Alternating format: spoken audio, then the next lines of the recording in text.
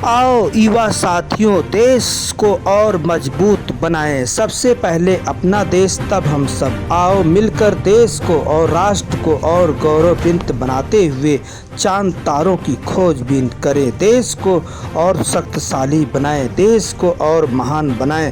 राष्ट्र मेरे आन बान शान तिरंगे के साथ चारों तरफ लहराने की आज हम सभी को खुशियों के साथ लहराती हुई दिखाई देनी चाहिए। यह देशवासियों को समर्पित है। हमारे देश में जहाँ जहाँ पर नदियाँ हैं, सब बरसात के कारण उफना रही हैं।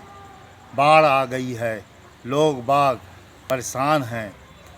लेकिन हम सबको मालूम है कि जब पानी बरसता है तो नदियाँ उफनाने लगती हैं, बाढ़ आ जाती है। और ख़ास तौर से बरसात के मौसम में ये घटनाएं होती हैं और हमको इसके प्रति सजग रहने की ज़रूरत है।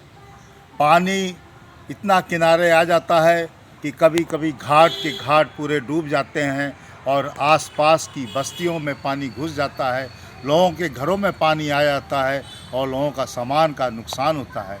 ऐसे समय में हम सब, आपकी जिम्मेदारी है कि हम सब लोग अपने अपने नदियों के किनारे जब रहते हैं तो हमें ख़ास तौर से बरसात के मौसम में बहुत सजग और सतर्क रहना चाहिए।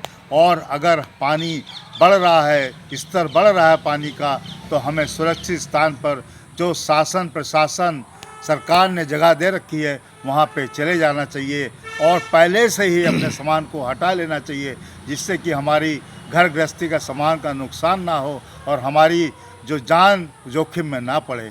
हम अपने पशुओं को भी सुरक्षित स्थान पर रखने की पहल करें, क्योंकि पानी का स्तर हो सकता है रात में जब हम सो रहे हों बढ़ जाए और हम लोग सब जो है समस्याग्रस्त हो जाएं।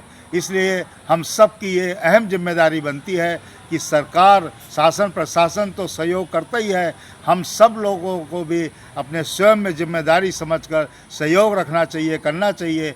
और इस नदियों के उफनाने से जो हमारी समस्या आती है उसका निराधान समाधान हम सबको पहले से ही सोचकर निकाल कर रखना चाहिए, जिससे कि हम समस्या से ग्रस्त ना हों। आइए हम सब नागरिकों से यही अपील और विनती करते हैं कि आप सब लोग सुरक्षित रहें, दूसरे को भी सुरक्षित रखें। सरकार और शासन प्रशासन आपके प्रति कार्य कर रहे हैं, दिन रात लगे हुए हैं और आप सब लोगों की जिम्मेदारी है कि आप लोग सुरक्षित स्थान पर रहें और दूसरे को भी सुरक्षित ले जाने के लिए पहल करें। आप सब लोगों का जीवन सुरक्षित रहे, यही हमारी आपसे विनती और प्रार्थना है कि जब भी इस तरह का जल स्तर बढ़े तो आप तुरंत किसी भी सोचे समझे या किसी का इंतज़ार किए हुए समय ना गंवाएं और सुरक्षित जगह पर जो आपको चिन्हित किया गया है वहाँ पहुँचने की पहल करें। जय हिंद, जय भारत।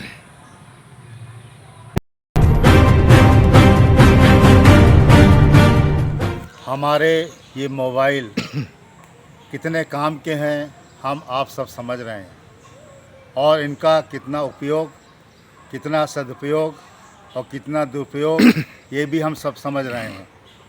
उपयोग भी दो तरह के, सदुपयोग या दुरुपयोग, और उपयोग में भी सदुपयोग का भी कितना आराम और दुरुपयोग से भी कितना नुकसान, दोनों को हम समझ रहे हैं। फिर भी कुछ जगह ऐसी जहाँ पर हमें इसको बिल्कुल उपयोग करना ही नहीं चाहिए। अगर लेके जा भी रहे हैं तो इसको वहाँ पर उपयोग बिल्कुल ही नहीं करना चाहिए, क्योंकि हम दूसरे को भी ये बोलते हैं कि मोबाइल का इस्तेमाल इस दौरान मत कीजिए। वो दौरान है हम जब स्कूल में क्लास में बैठकर पढ़ाई करते हैं। हम अपने विद्यार्थियों को, छात्रों को बोलते हैं कि कोई मोबाइल लेके मत आए, अगर लाए हैं तो उसको स्विच ऑफ करके रख लें, क्योंकि हम पढ़ाई कर रहे हैं। पढ़ाई के समय कोई मोबाइल का उपयोग नहीं होगा, चाहे वो किसी भी तरह का उपयोग हो। और अगर हम टीचर हैं, गुरुजी हैं, अध्यापक हैं, शिक्षक हैं और बीच बीच में मोबाइल निकाल कर हम फेसबुक, वीडियो, व्हाट्सएप, पता नहीं यूट्यूब क्या क्या देखने लगते हैं, तो इसका प्रभाव उन विद्यार्थियों पर क्या पड़ेगा आप समझ सकते हैं।